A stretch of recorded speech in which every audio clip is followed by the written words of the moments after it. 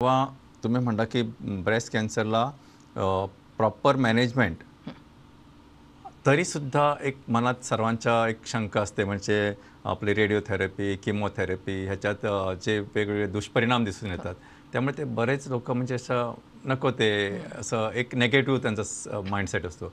What you would like to tell on this aspect? Treatment जी आहे त्याच्यामधले काही एलिमेंट्स जे आहेत की त्याच्यामुळे थोडेसे साईड इफेक्ट्स होतात.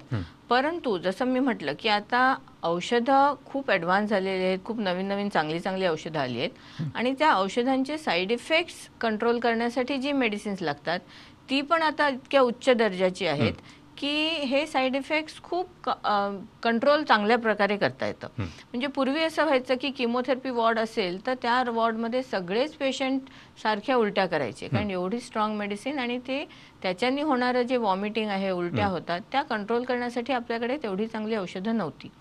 पण आता ह्या उलट्या थांबवण्यासाठी जी मेडिसिन्स आहेत ती इतक्या उच्च दर्जाची आहेत की उद्या जर तुम्ही आमच्या वॉर्डमध्ये आलात तर 30 पेशंटपैकी कोणीच तुम्हाला असं उलटी होतंय किंवा हे होतं असं दिसणार नाही.